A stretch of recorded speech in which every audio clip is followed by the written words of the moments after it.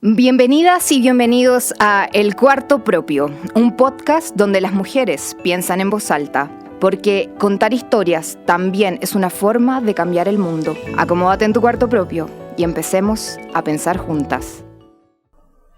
Hola Mari. Hola Carol, ¿cómo estás? Pues feliz. Porque volvimos.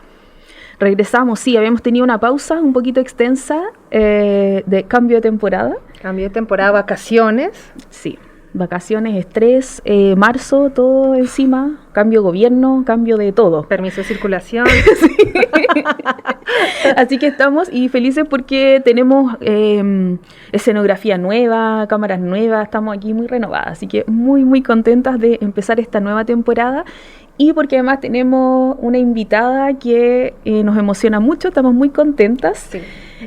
Vamos a estar hoy día con Alejandra Fuentes, que está aquí al ladito nuestro, que estamos muy contentas de tenerla. Habíamos conversado hace mucho tiempo sobre esta invitación, pero no habíamos cuadrado entre así, asuntos, viajes, cosas, trabajo.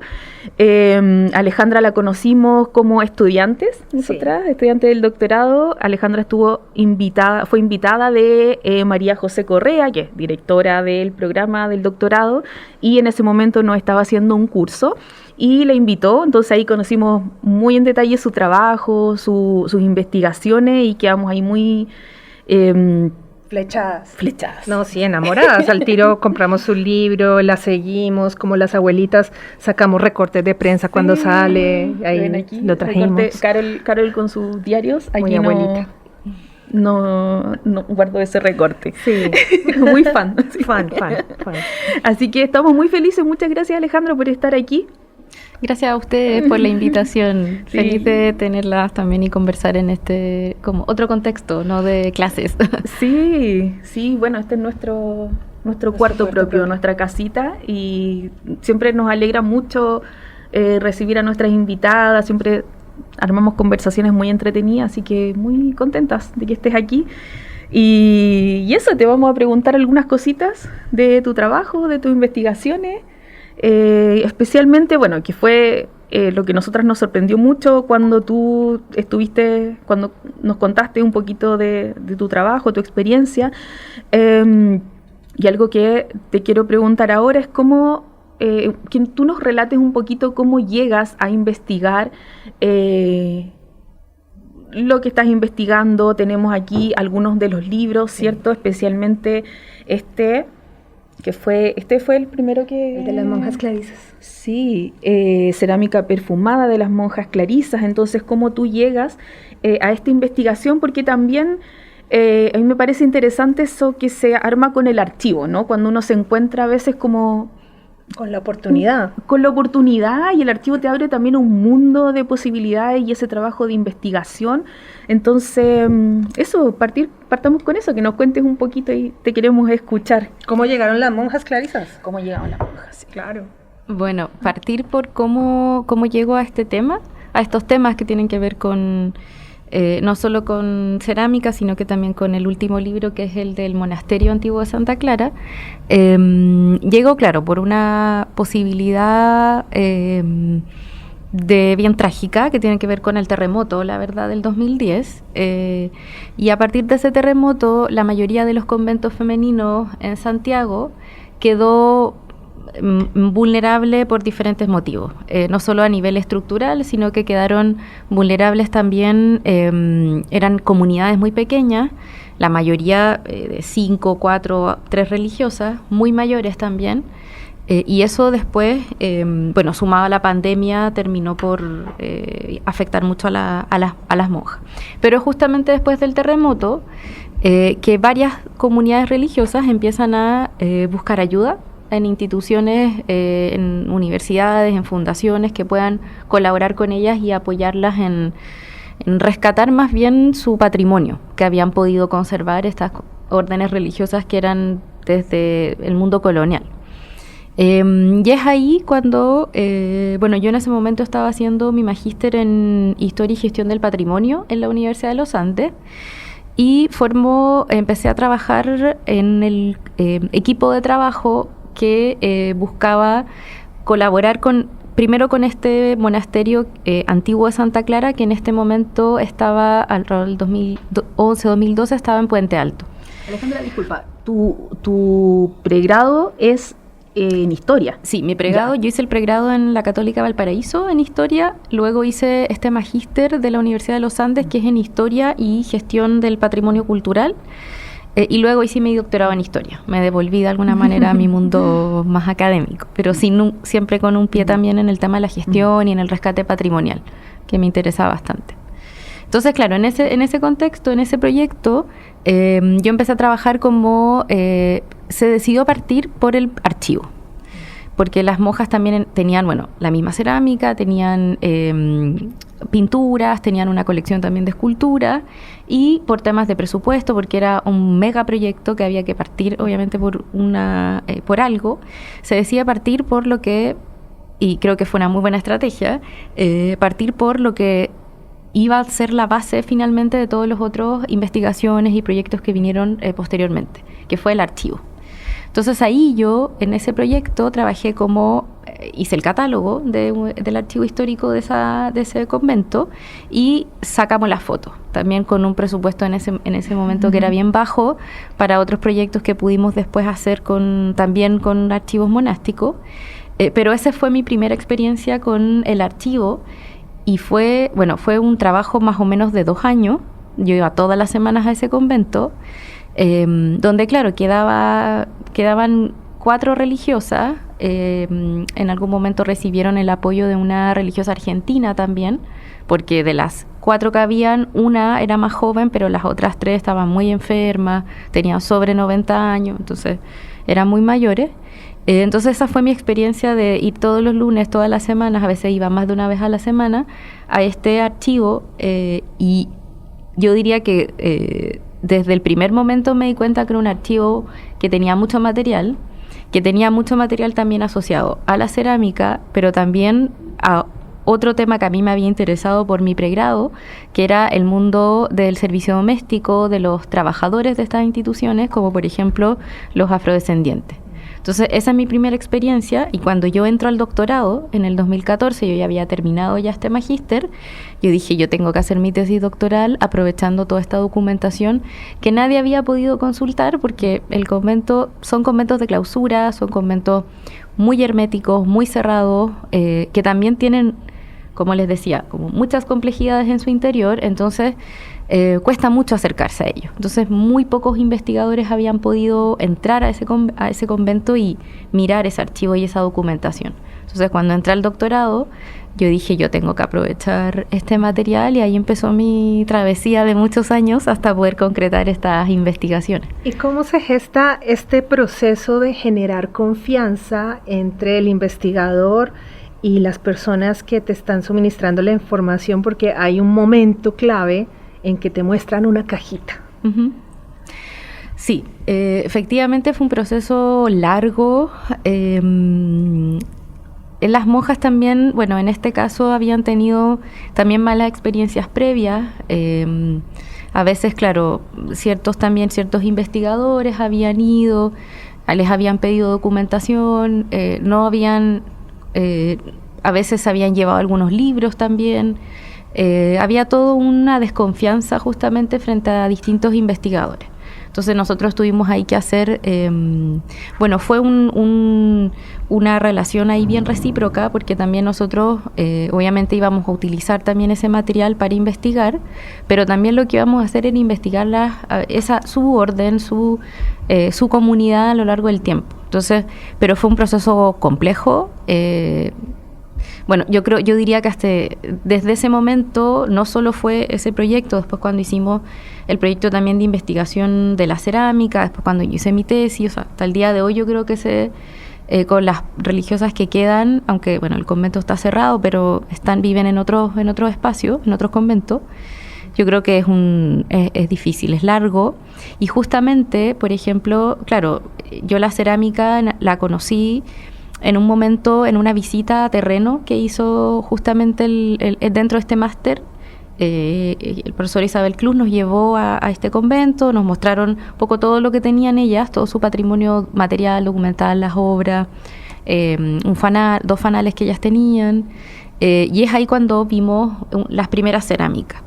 Pero claro, después, pasaron años, y nosotros siempre quedamos con esa idea. Bueno, hablo también por Isabel, por Alexandrine, por Jimena Gallardo, que también estuvieron en esa investigación. Siempre Jimena Gallardo también era mi compañera en el máster, entonces siempre las cuatro nos quedamos con esa sensación de que algo teníamos que publicar acerca de la cerámica. Y nos costó, en algún momento postulamos a un fondar y ese fondar salió y se pudo publicar el libro. Pero claro, yo ya había estado, 3 años o 4 años yendo al convento, y en algún momento nosotros trabajábamos en esto lo cuento porque también tiene mucho que ver con eso que comenta. Nosotros trabajábamos en la recuperación del archivo en una salita que si venía como un temblor teníamos que arrancar porque estaba en bien malas condiciones, pero ahí estaba el archivo. Era una salita pequeña, y siempre nosotros notábamos un aroma en esa sala especial. Decíamos, ¿qué es ese olor? Ellas igual tenían plantaciones detrás del convento, pensábamos que era eso. Pero en algún momento, cuando ya empezó, ya llevábamos 5 años yendo a ese convento, de repente la madre Maribel, que era la religiosa que era la última abadesa, nos dice, encontré una cajita, justamente, otra cajita, porque la otra ya la habíamos conocido, de cerámica. Y ahí nos saca justamente de este closet que había en esa sala. Finalmente ese era el aroma también, ese era el olor. Y nos saca y nos muestra como una segunda colección de cerámica que estaba en unas cajas. Entonces, claro, ahí la relación de confianza se construyó después de muchos, muchos años. Y también un poco a lo largo, yo creo que un tema importante de la investigación y de generar estas confianzas tiene que ver con retribuir. Y yo creo que nosotros, en mi caso, y como todos los que estuvieron involucrados en los proyectos, nunca perdieron ese vínculo. De hecho, ahora ellas viven, la que quedó, quedaban 2, pero en algún momento ya el año pasado, fines del año pasado, falleció la última, que tenía más de 100 años. Y yo les mandé, por supuesto, el año pasado, cuando salió el libro del monasterio, se los mandé. No pudieron venir al lanzamiento porque ya viven el convento está en Los Ángeles. Entonces, ahí no se pudo hacer la gestión, pero yo les mandé el libro y ella de repente también nos mandamos correos. Entonces, yo creo que esa retribución es fundamental, porque cuando el investigador llega, saca la hoja, saca lo que necesita y se va y nunca más conversa con quienes son también parte de esa historia, no funciona. Sí, me parece que como es fundamental también lo que estás diciendo respecto a este vínculo que se hace con las personas, porque a veces los investigadores, claro, tomamos los documentos como es un objeto de estudio, como nos sirve, nos interesa, es apasionante, pero esos documentos, y en este caso la cerámica, son parte de la intimidad de esas personas, ¿cierto? No es no es algo que dejaron ahí como, voy a anotar esto por si a alguien le interesa alguna vez. No, es como claro. Son documentos parte como del cotidiano, de una cosa muy íntima. Entonces también uno llega ahí un poco a intrusiar eso y muchas veces no toma como el peso que tiene, como el... O sea, sí, yo creo, es como si nosotros, escribiéramos, nos tomaran nuestros diarios de vida de cuando éramos chicas, y alguien dijera, hoy quiero escribir su historia. Entonces, claro, uno entra no solo, justamente lo que tú decías, decir, es una documentación, sí, es una documentación que, claro, que tiene 300 años. O sea, estamos hablando, claro, de los antepasados de los antepasados. Pero igual es una historia que es de ellas, que es una historia de la comunidad de Santa Clara, de una comunidad que tiene una historia, que tiene un origen, que todavía, a pesar de que el convento está cerrado, tiene también sus proyecciones. Entonces, es la historia íntima de ellas, es la vida cotidiana, es lo que muchas veces también lo que ellas piensan, lo que ellas sienten en algún documento, todo lo que ellas compran. Todo eso está ahí. Entonces, es difícil. Yo entiendo, por supuesto, perfecto ese cuidado que hay que tener cuando uno trabaja con este tipo, sobre todo de órdenes religiosas, que son comunidades que tienen mucho tiempo, pero que también hay que cuidar ese trato para justamente generar esas confianzas y que sean también algo mutuo.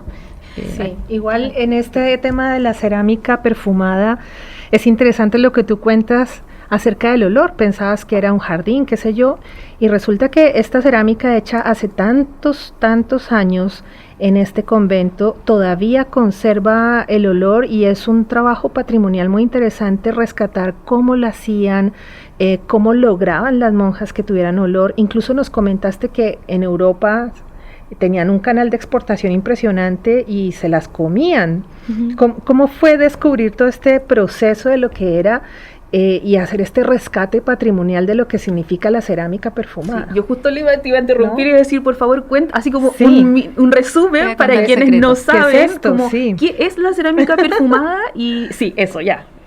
Queremos saber. Mira, la cerámica perfumada son piezas de arcilla en miniatura, que estas monjas hacían y que luego policromaban, doraban, o sea, les colocaban pigmento, también algunas aplicaciones de dorado, y les colocaban en la última capa, que era el barniz, les colocaban diferentes sustancias que las hacían aromáticas.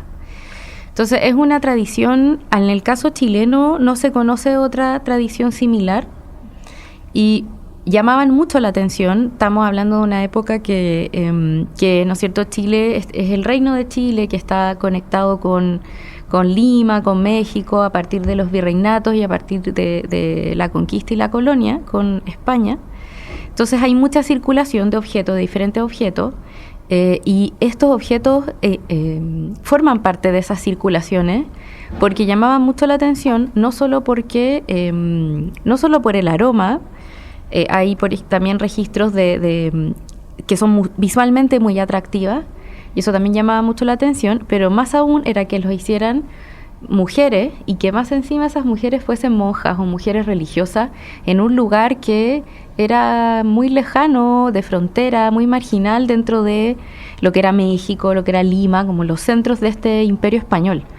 Entonces llamaba mucho la atención que en un recóndito lugar de todo ese territorio muy, muy al sur, hubiese esta cerámica, existiese un grupo de monjas que finalmente hiciera esta cerámica tan llamativa y tan aromática.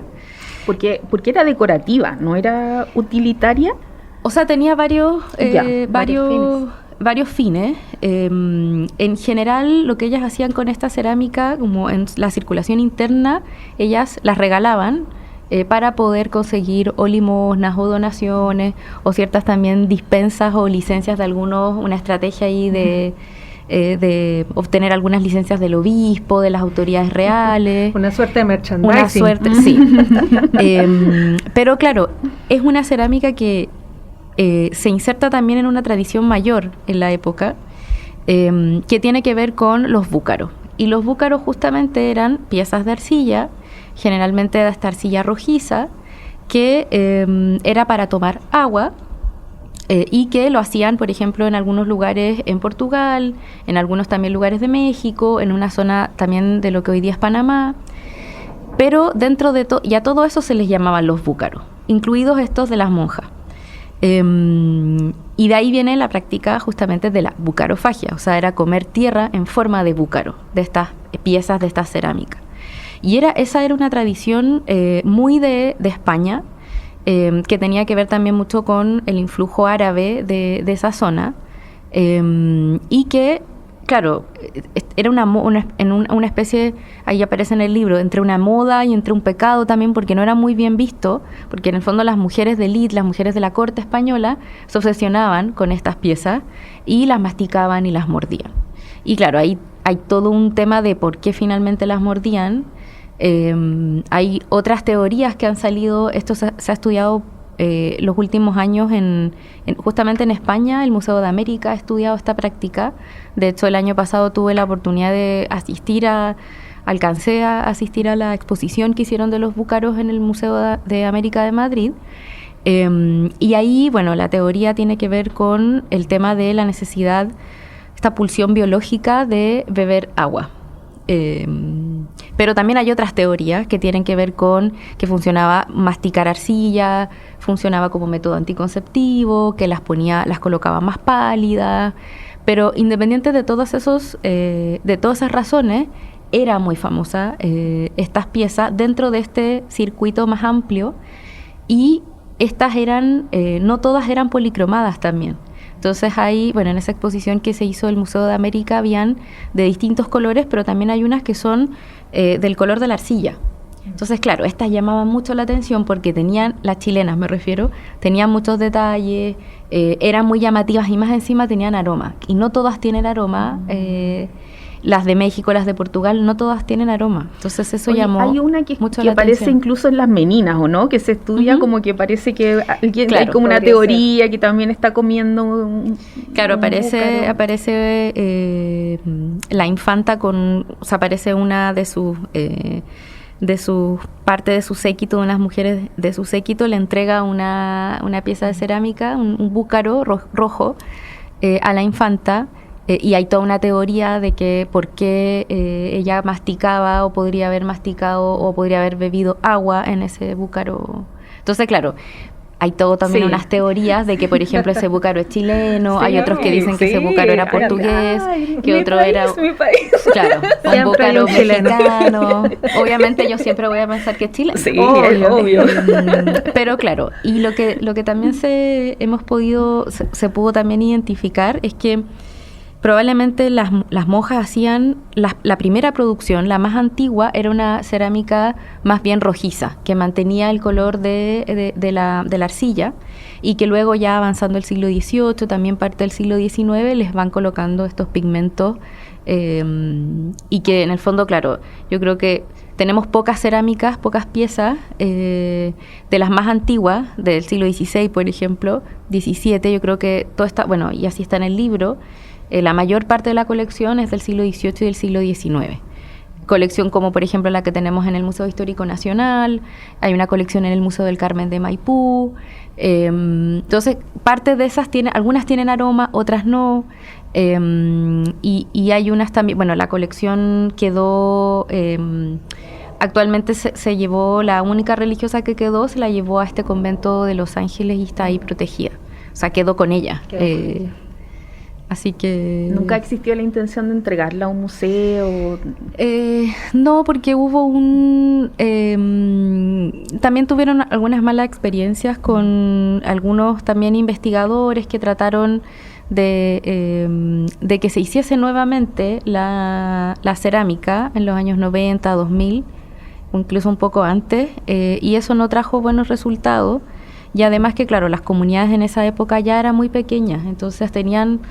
como otras problemáticas muy cotidianas, como de la salud y la enfermedad, o algunos problemas económicos o de sus edificios, de dónde vivían, de qué comían. Entonces no estaba esta comunidad para hacer cerámica. Y entonces ahí, claro, tuvieron algunos conflictos con, por ejemplo, el Museo Histórico, que eso se superó después, pero en general es difícil que... por ejemplo, a propósito de eso, la pintura, en la colección de pintura de ese convento, sí se pudo entregar, pero tampoco completa, se dispersó, y unas piezas quedaron en el convento de Los Ángeles, y otras piezas hoy día están protegidas por el Museo San Francisco. O sea, ahí se alcanzó un poco a rescatar, pero como hay otro convento de estas clarisas que se funden como, obviamente, posterior en el siglo XX en la ciudad de Los Ángeles, al menos también están ahí protegidas, pero quedaron con la religiosa. Yo creo que ahí la religiosa tenía, un poco parte de lo que comentábamos, un apego también más emocional. Forma parte importante de su identidad, que yo creo que ellas a lo largo sobre todo en esta época de crisis, última de crisis, buscaron mucho reforzar. Por eso también se acercaron a ciertas instituciones para que les colaboraran justamente con sus archivos, con las pinturas, o sea, más allá de su vida cotidiana, de todas maneras, y de esto que hablábamos de las confianzas, de que parte de su intimidad, ellas de todas maneras tenían las que quedaban, ¿no es cierto? Tenían plena conciencia de que eran una comunidad importante para la historia de Chile. Por lo mismo habían logrado conservar por más de 300 años, cambiándose físicamente el edificio conventual de varios lugares en Santiago, ese archivo en buenísimas condiciones. O sea, un archivo que... y eso es algo que no solo sucede en este convento, ahora que he visto también otros archivos monásticos de Santiago, también, o sea, son comunidades, como son bien herméticas, eso en el caso del patrimonio documental benefició. Sí. Y es una documentación que está en muy buen estado. Sí, muy impresionante. Sí, hay un trabajo de rescate patrimonial muy importante que se va gestando gracias a tus investigaciones y pasa algo muy interesante, que tú en esta investigación de la cerámica perfumada encuentras una pieza que hace cierta alegoría a las personas afrodescendientes. Incluso pudiste rastrear que algunas de ellas trabajaban con las monjas o que pudiesen haberse involucrado en esta producción. ¿Qué sucede cuando tú encuentras esa pieza y en qué camino se convierte eso en términos de investigación y de nuevas publicaciones? Bueno, en uno que me encanta, en un camino que me encanta, porque, bueno, yo hice mi tesis de pregrado en un tema a partir de ciertos testamentos de afrodescendientes en Valparaíso. Entonces yo siempre tuve el tema, me quedó ahí el tema, y cuando yo empecé a trabajar en el archivo, inmediatamente, bueno, después de años de trabajo, me di cuenta que la población también que no era religiosa, formaban parte del servicio doméstico, era relevante. Y yo revisaba documentos y me aparecían esclavos, indígenas, todo el tiempo. Entonces... Porque son, perdona Alejandra, los documentos más antiguos Uh-huh. tienen 300 años. O sea, el documento más antiguo que conserva el archivo es de 1605. Entonces, Muy claro, impactantes. Es que impresiona mucho que estén muy bien conservados. Lo de los afrodescendientes. Sí, claro. Sí, Están entonces, en el claro. servicio. Entonces, por un lado, me aparecían en la documentación, pero por otro lado también, cuando estábamos haciendo todo el libro, toda la investigación de la cerámica, con este equipo que les comentaba, fuimos a visitar una colección privada, que tenía parte de la cerámica como tradicional de las monjas, pero que también tenía una colección de la cerámica que hoy día conocemos como cerámica metropolitana, policromada metropolitana, talagante, como toda esa línea, y tenían unas piezas que de todas maneras parecían antiguas, que representaban a mujeres, también miniaturas, que representaban a mujeres afrodescendientes. Cuando yo la primera vez había una que estaba en vitrina y las otras estaban en caja. Entonces yo vi la que estaba en vitrina y yo, por supuesto, ahí me desmayé, lloré, etcétera. Porque además que esa pieza en particular es una pieza que tiene reminiscencias de esta cerámica. Es una mujer que lleva un niño también afro en una de sus manos, y que tanto el manto del niño como la falda de la mujer son de tonalidades rojizas y tienen aplicaciones doradas y tienen decoraciones muy típicas de la cerámica. Tú dijiste, esto lo conozco. Entonces esto dije yo, hay que investigarlo, y ahí nace, claro, y además que justamente en esta colección del Museo de América, que es una de las más importantes que está afuera, hay justamente una pieza de las monjas que ha sido atribuida ya hace bastante tiempo a las monjas de Chile, y que tienen una de sus, es una pieza un poco más grande, pero en una de sus decoraciones de la pieza, no es lo central, tiene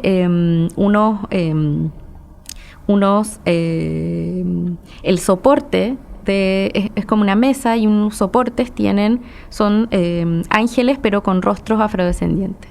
Entonces, a pesar de que la cerámica tradicional de las monjas no tiene figuras humanas, como la de Talagante, como las proyecciones o el legado artesanal de estas piezas, sí tenemos algunos resabios que dan cuenta de que había una representación de estos sujetos que eran justamente las mujeres que trabajaban en estas instituciones.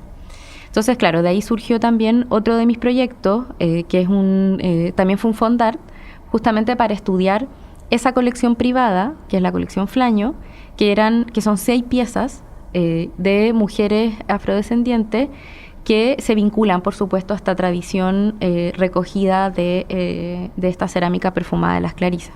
Porque ahí hay brevemente, a principios del siglo XX, fines del XIX, principios del XX, la tradición de la cerámica empieza a salir del claustro, y todas esas mujeres que trabajaban en el servicio doméstico, que las ayudaban a hacer también estas piezas de cerámica, por diferentes motivos, por algunas disposiciones eclesiásticas, tienen que salir del convento. Entonces esas mujeres que conocían justamente este oficio, este arte de la cerámica perfumada de las monjas, empiezan a hacerlo, pero con otros motivos, lo empiezan también a integrar a su propia vida cotidiana fuera del convento. Y justamente estas piezas de esta colección Flaño tienen que ver con esa transición. Entonces, claro, recogen la tradición, por un lado, de esta cerámica de las monjas, pero también tienen que ver con ya otras prácticas de esas comunidades y de esas artesanas también, fuera del convento y ya a principios del siglo XX, que era una realidad muy distinta a la época colonial.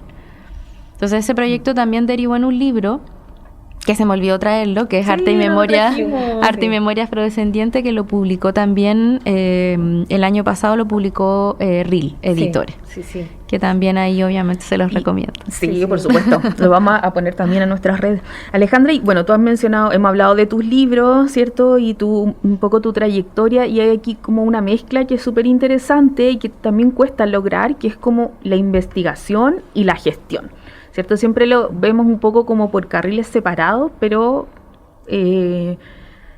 también llevar adelante la investigación, todo lo que implica eso, pero además como buscar fondos para poder hacer libros o seguir haciendo investigación, es también como una tarea complicada, no siempre a todos nos gusta, pero súper necesaria, como lo mismo como establecer estos vínculos de reciprocidad, ¿cierto? Como tú hacer el libro, saber la gente que está ahí, que tú usaste ese material para difundirlo, que lo investigaste y que vean como el resultado de eso también. Entonces, también me interesa mucho como tu experiencia en esta mezcla. Como doble militancia, que le digo yo. Sí, la verdad es que, claro, tiene que ver esos dos caminos por los que he transitado en los últimos años, tiene que ver con el magíster. Cuando yo salí muy desorientada de la carrera de historia, como muy joven, y tenía ganas de justamente salir un poco del mundo de los archivos. Paradójicamente pues volví, pero bueno, y tenía ganas de hacer algo más también que implicara trabajo con otras personas, trabajo en equipo, también hacer difusión, que saliera en el fondo la investigación para otros espacios y otros públicos. Y efectivamente el magíster en Patrimonio de la Universidad de los Andes me permitió eso, me permitió entrar a estos proyectos de patrimonio, de rescate, ¿no es cierto?, de archivos, de colecciones artísticas, etcétera. Y eso me obligó justamente a aprender, obviamente, a postular a fondos, trabajar con fondos extranjeros, trabajar también con los a veces temidos fondart. Y ahí fue haciendo justamente esa experiencia en las postulaciones, que obviamente sabemos todas que son muy difíciles, que a veces uno gana, a veces uno pierde, pero que sí o sí dan la posibilidad de hacer este tipo de proyectos.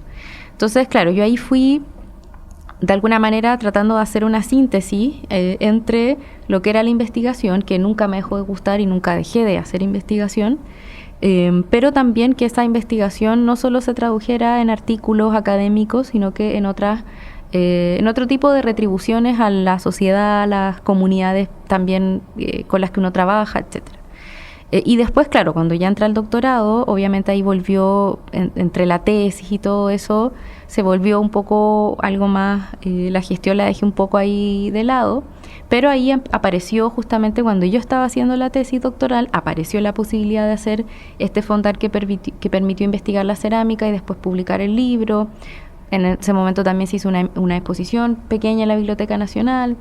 Después aparecen estas piezas de flaño y ahí yo digo, no, yo tengo que también hacer algún tipo de proyecto, y ahí también nuevamente postulé a Fondar.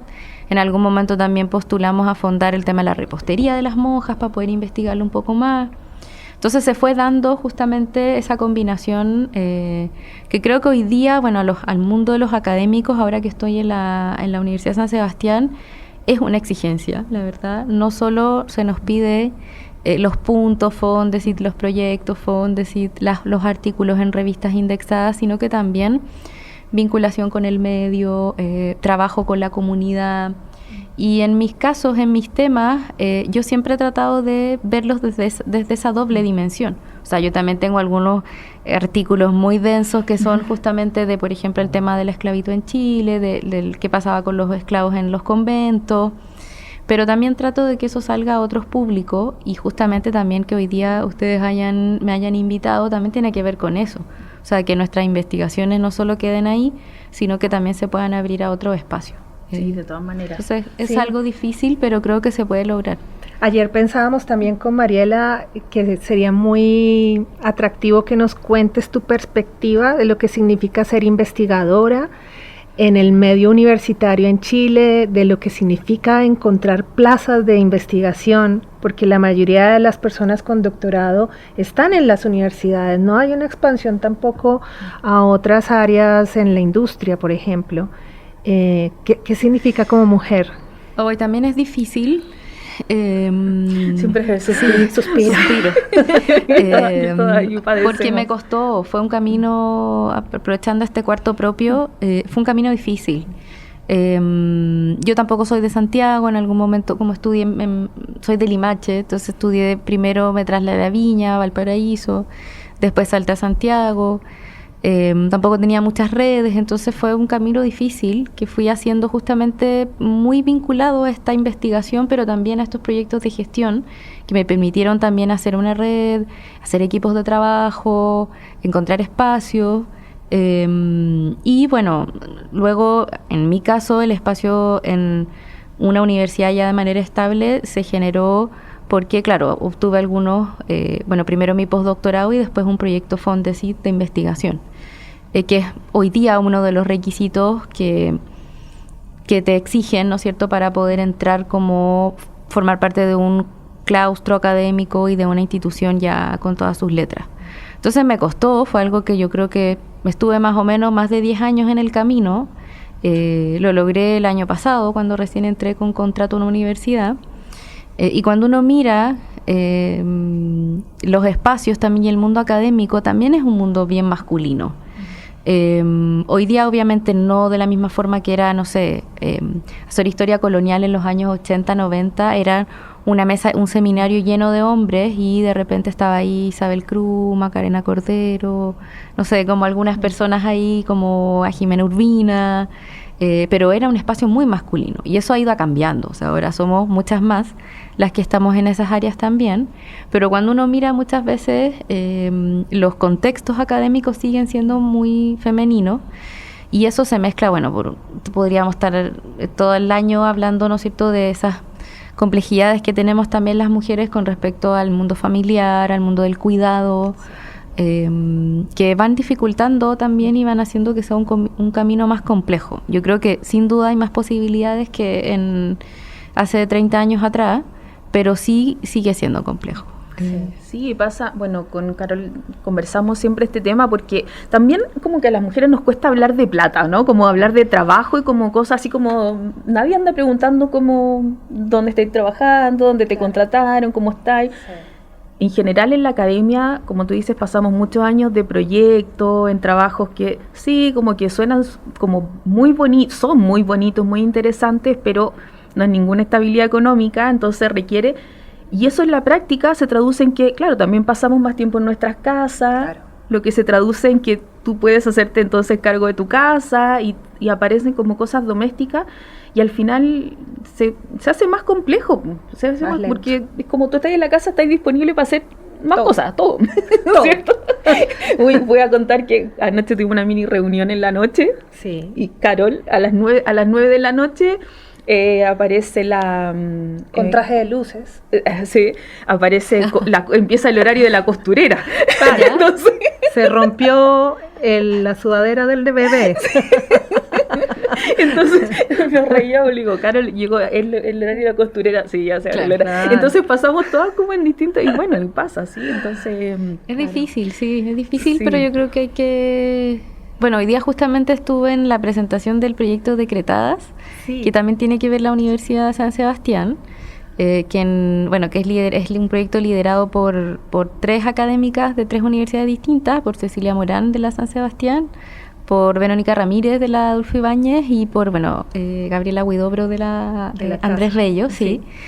Que es un proyecto increíble, que a mí estoy feliz de participar ahí, y que justamente se discutía en el conversatorio del lanzamiento hoy día, este tema de qué pasa con las mujeres en la academia. Y bueno, habían en el panel diferentes académicas, no solo de historia, de otras disciplinas, y bueno, todas coincidían obviamente en lo mismo. O sea, todavía sigue siendo difícil, sigue siendo por supuesto el tema de las remuneraciones, pero nosotros también seguimos empujando y tratando de buscar esos espacios. Y en ese sentido creo que estos espacios, los espacios también, el mismo proyecto de Decretadas, como encontrar esos cuartos propios o sea, al final hay que construir esos espacios, Sí, yo creo. sí. Hay que buscarlos. Si uno no tiene iniciativa, si uno no tiene una red, es muy difícil de generar esos espacios. Oye, Alejandra, y estamos cerrando ya, sí. terminando la conversación, que podría ser Eterna.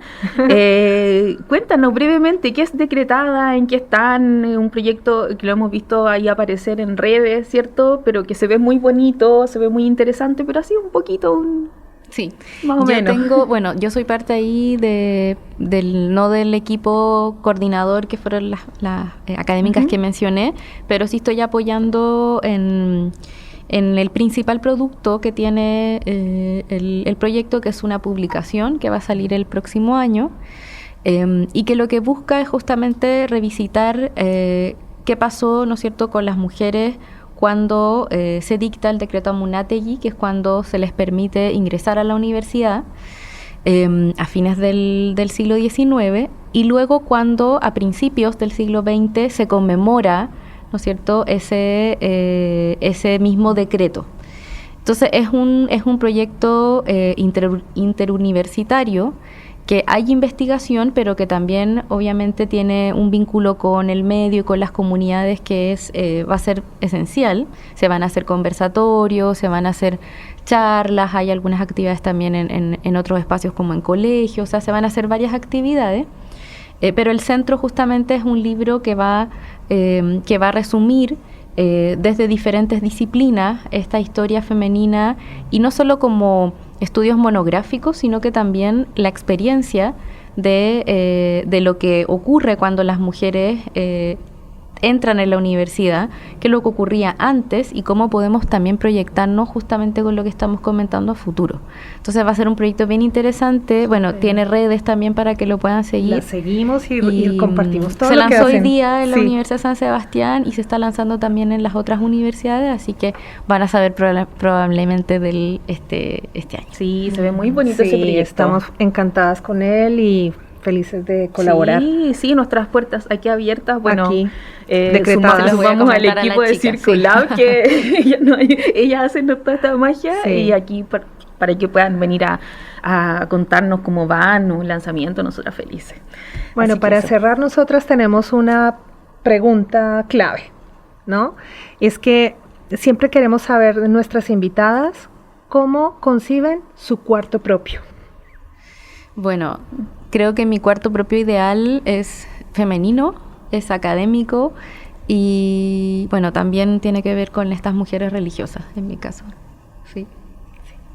¿Te las imaginas ahí en tu cuarto? Me las imagino ahí, sí, creo que me acompañan. Me acompañan también en esta vida académica que muchas veces es solitaria. Y creo que tengo ahí, claro, un diálogo permanente con estas comunidades y con estas mujeres. De quizás muchos siglos antes, pero que están ahí dándome tips y hablándome siempre. Qué bonito, una muchas- profunda conexión ahí. Sí. Además que, ese es un mundo y aquí alargando me dicen hay que terminar, pero yo me alargo, un mundo muy bonito también, esto muy extra y nada que ver quizás, pero que a mí me encanta, que yo veo una serie que se llama, bueno, en español es Llamen a la partera, ya hicieron esa traducción en español muy fea, Llamen a la partera, no sé si ubicáis esa serie. No la he visto. No, Call the Midwife. Es increíble porque es una serie sobre... Es como la historia de las parteras en Londres. Bueno, sí, parten como en el 1940, debe ser la primera temporada, y están vinculadas a un convento. Uh-huh. Entonces... que son monjas parteras. Entonces es muy lindo, bueno, y muestran, la serie la siguen haciendo hasta ahora, porque la hace la BBC y es como una cuestión muy importante. Y muestran toda esta relación que hay de las mujeres y cómo van entendiendo a pesar de su religiosidad, por ejemplo, la importancia que aparezcan métodos anticonceptivos, como muy linda la relación que se da, y entonces también me parece que es muy apasionante como todo lo que ocurre en ese espacio que no ha sido tan investigado. Hay conexiones. Sí, voy a ver la serie. Sí. Alejandra, estamos muy honradas. Gracias por aceptar nuestra invitación y bienvenida a nuestro cuarto propio. Muchas gracias por compartirlo. Y nos vamos. Nos vamos por hoy. Gracias. Chao. Síganos en YouTube, en Spotify, en Instagram. Los esperamos para nuestro próximo capítulo de la segunda temporada.